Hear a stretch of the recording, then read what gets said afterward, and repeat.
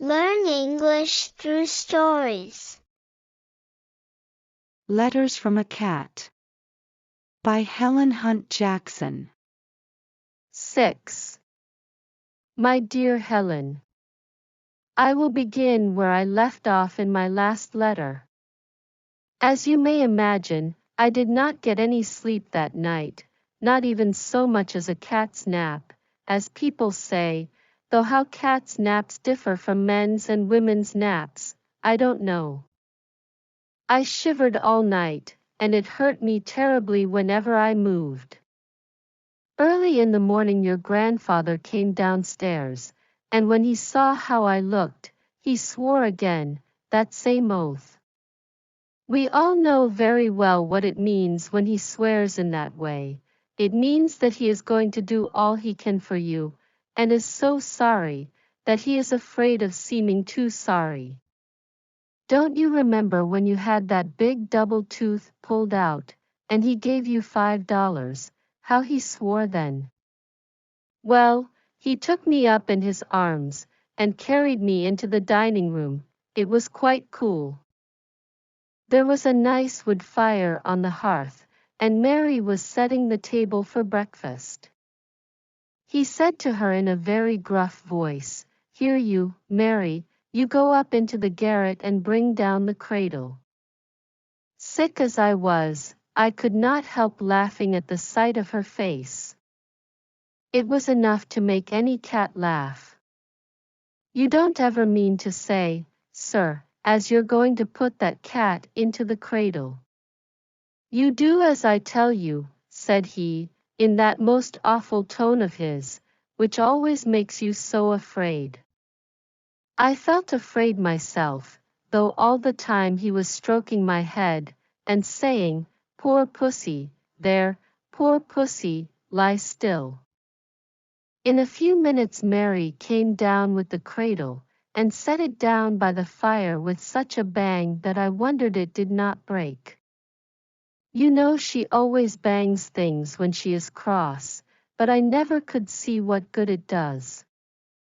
Then your grandfather made up a nice bed in the cradle, out of Charlie's winter blanket and an old pillow, and laid me down in it, all rolled up as I was in your petticoat.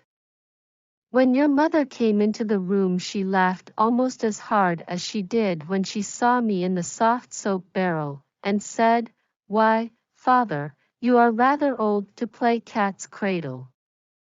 The old gentleman laughed at this, till the tears ran down his red cheeks.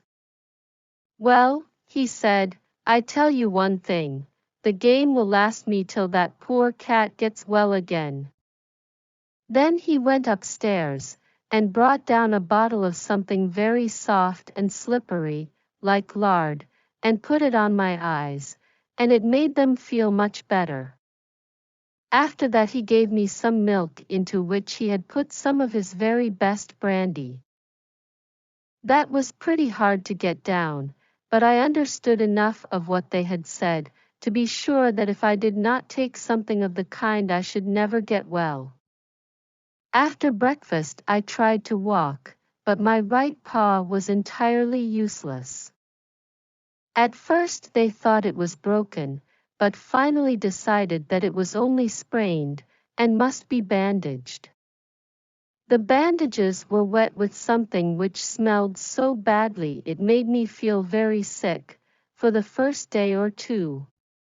Cats' noses are much more sensitive to smells than people's are, but I grew used to it, and it did my poor lame paw so much good that I would have borne it if it had smelled twice as badly. For 3 days I had to lie all the time in the cradle. If your grandfather caught me out of it, he would swear at me, and put me back again. Every morning he put the soft white stuff on my eyes, and changed the bandages on my leg.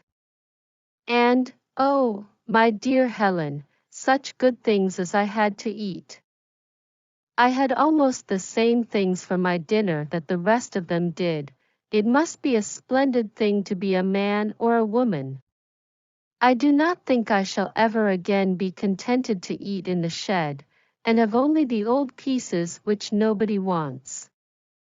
Two things troubled me very much while I was confined to the cradle.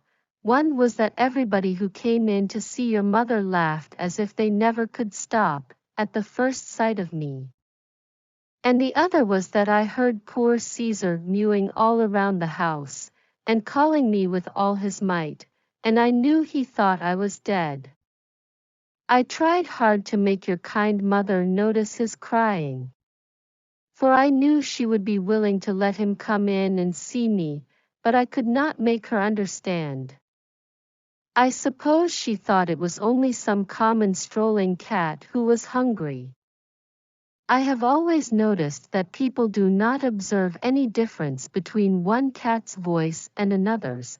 Now they really are just as different as human voices. Caesar has one of the finest, deepest toned voices I ever heard. One day, after I got well enough to be in the kitchen, he slipped in, between the legs of the butcher's boy who was bringing in some meat. But before I had time to say one word to him, Mary flew at him with the broom, and drove him out. However, he saw that I was alive, and that was something. I am afraid it will be some days yet before I can see him again, for they do not let me go out at all, and the bandages are not taken off my leg. The cradle is carried upstairs, and I sleep on Charlie's blanket behind the stove. I heard your mother say today that she really believed the cat had the rheumatism. I do not know what that is, but I think I have got it. It hurts me all over when I walk, and I feel as if I looked like Bill Jacobs's old cat, who, they say, is older than the oldest man in town, but of course that must be a slander. The thing I am most concerned about is my fur. It is coming off in spots. There is a bare spot on the back of my neck, on the place by which they lifted me up out of the soap barrel, half as large as your hand. And whenever I wash myself, I get my mouth full of hairs, which is very disagreeable. I heard your grandfather say today that he believed he would try Mrs. Somebody's hair restorer on the cat. At which everybody laughed so that ran out of the room as fast as I could go, and then they laughed still harder. I will write you again in a day or two, and tell you how I am getting on. I hope you will come home soon. Your affectionate Pussy. 7. My dear Helen, I am so glad to know that you are coming home next week, that I cannot think of anything else. There is only one drawback to my pleasure, and that is, I am so ashamed to have you see me in such a plight. I told you, in my last letter, that my fur was beginning to come off. Your grandfather has tried several things of his, which are said to be good for hair, but they have not had the least effect. For my part, one don't see why they should. Fur and hair are two very different things, and I thought at the outset there was no use in putting on my skin what was intended for the skin of human heads, and even on them don't seem to work any great wonders. If I can judge from your grandfather's head, which you know is as bald and pink and shiny as a baby's. However, he has been so good to me, that I let him do anything he likes, and every day he rubs in some new kind of stuff, which smells a little worse than the last one. It is utterly impossible for me to get within half a mile of a rat or a mouse. I might as well fire off a gun to let them know I am coming, as to go about scented up so that they can smell me a great deal farther off than they can see me. If it were not for this dreadful state of my fur, should be perfectly happy, for I feel much better than I ever did before in my whole life, and am twice as fat as when you went away. I try to be resigned to whatever may be in store for me, but it is very hard to look forward to being a fright all the rest of one's days. I don't suppose such a thing was ever seen in the world as a cat without any fur. This morning your grandfather sat looking at me for a long time and stroking his chin. At last he said, "Do you suppose it would do any good to shave the cat all over?" At this I could not resist the impulse to scream, and your mother said, "I do believe the creature knows whenever we speak about her." Of course I do. Why in the world shouldn't I? People never seem to observe that cats have ears. I often think how much more careful they would be if they did.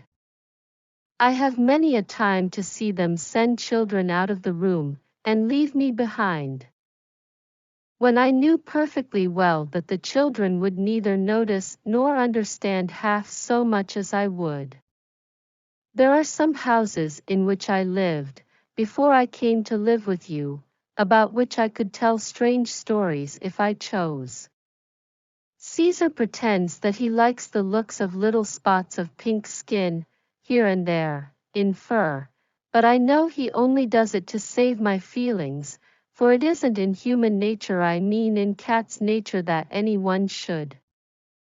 You see, I spend so much more time in the society of men and women than of cats, that I find myself constantly using expressions which sound queerly in a cat's mouth. But you know me well enough to be sure that everything I say is perfectly natural. And now, my dear Helen, I hope I have prepared you to see me looking perfectly hideous. I only trust that your love for me will not be entirely killed by my unfortunate appearance. If you do seem to love me less, I shall be wretched, but I shall still be, always, your affectionate Pussy. Vocabulary words. Nap, a short period of sleep, especially during the day. Shivered, shook or trembled, often due to cold or fear. Gruff, rough or stern in manner or speech. Oath, a solemn promise or declaration, often invoking a divine witness. Hearth, the floor of a fireplace, usually extending into a room. Cradle, a small bed for an infant, often with sides and rockers. Bandaged, covered or wrapped with a bandage, a strip of cloth used to bind a wound. Sensitive, easily affected or influenced. Rheumatism, a disease marked by inflammation and pain in the joints and muscles. Plight, a difficult or unfortunate situation. Resigned, accepting of something unpleasant, without resistance. Drawback, a disadvantage or unfavorable aspect of something. Impulse, a sudden strong and unreflective urge or desire to act. Hideous, extremely ugly or shocking in appearance. Caerly, in a strange or unusual manner. Wretched, in a very unhappy or unfortunate state. Slander, the action or crime of making false spoken statements damaging to a person's reputation. Restorer, a substance or device used to restore or improve the condition of something. Plague, cause continual trouble or distress to. Bald, having no hair on the head.